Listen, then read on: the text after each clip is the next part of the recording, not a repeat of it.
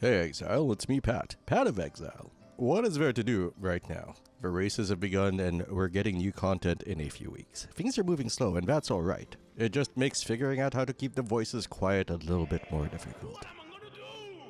That gives you and me time to talk about what tools we can use to make our lives easier because Homo sapiens use tools. You are a Homo sapien, aren't you? Quickly, which of these pictures has a motorcycle in it? Do you want to trade more easily? Do you want to play the game without playing the game? Do you want to research things in a way that would put you on some sort of spectrum? If the answer is yes, I've got the tools you need. These are the tools for the trade, but not just trading. There are 3 of them that I use most often. And they have made playing a sometimes confusing game, Path of Exile, a lot easier. The tools I use are the Path of Exile Overlay 2, the Path of Exile 2 database, and Path of Building. We will be discussing them all in reverse order. I'll be focusing more on how I use them, which might not cover how you want to use it. If you want a video on a specific use case or more detail on one tool, let me know in the comments below. Path of Building 2 lets you play the game without playing the game. What do I mean by this? Well, half the game is literally figuring out where to put points as well as figuring out what stats you actually have and figuring out the best way to optimize both. While playing the game, I tend to put points just wherever I need, like how celebrities sprinkle goodwill like salt, so that when they do something messed up, they've got a protection barrier. I wing it in the game because I can't always predict what items I'll have or what stats I'll need, so I adjust as necessary. The normal campaign isn't really that demanding after you internalize the basics. But at the end game, at around level 82, I start thinking about optimizing each choice. I need to squeeze value out of every point because sometimes the best nodes are miles away and I can't anoint everything. That's when I look to Path of Building 2. Path of Building 2 allows me to manually, but eventually automatically, import characters into it. First, I put in points using the mouse scroll to switch between weapon skill sets. Once that's done, I go into the game and hit Ctrl-C on items I have in the character so I can paste it into Path of Building. I do this until everything is all set. This lets me see a lot of information that I would not have otherwise, such as mana cost per second to my effective HP against each type of damage, which lets me both see how I can improve the build and where I completely messed up.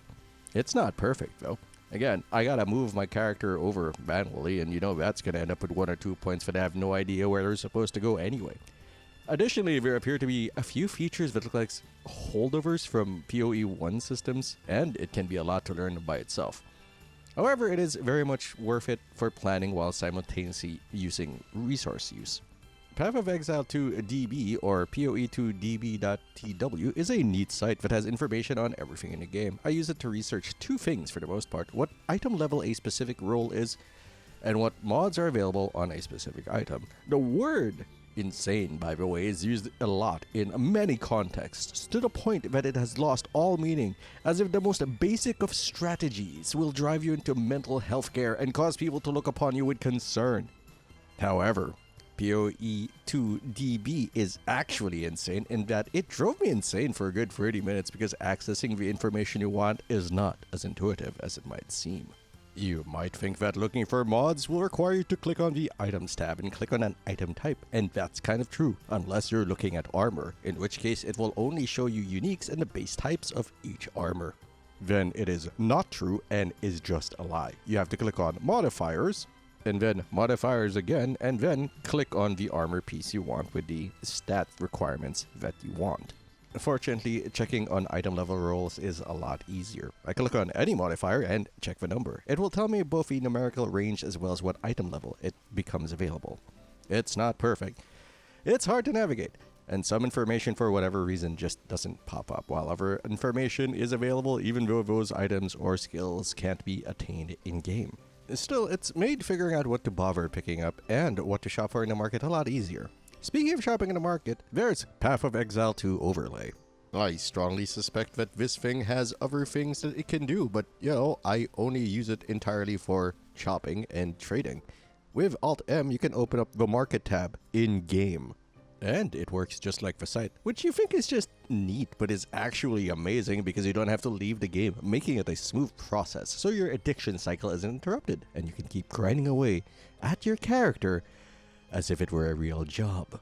The other way I use it is for market research. All I need to do is hover over an item and hit Alt-E. This lets me search the market for items similar to what I have to find out how I should price it or whether it's even worth keeping.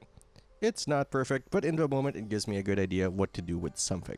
Does it belong in my pack or does it belong in the trash? Of course, using this required that I learned what people value first, and actually, you know what? Seeing how people price certain attributes also did that, so you can use this whether or not you have no idea what you're doing or want to see if what you think is relatively accurate.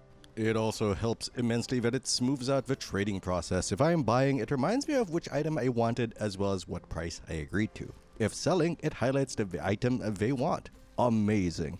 With a single click of the check mark, you can thank them and leave the party, so you can go back to doing whatever it was you were doing. The only real concern with this one is something a friend mentioned, which is how it's installed. I, as someone too depressed to care, simply assumed it installed where it said and ignored the concern entirely. So these are the free tools I use to smooth out my path of exile to addiction. Let me know in the comments below if you end up using any of these, if you've been using them since before this video, or what tools you use instead. Sincerely, thanks for watching. I am Pat of Exile, Patinator. I'll see you later.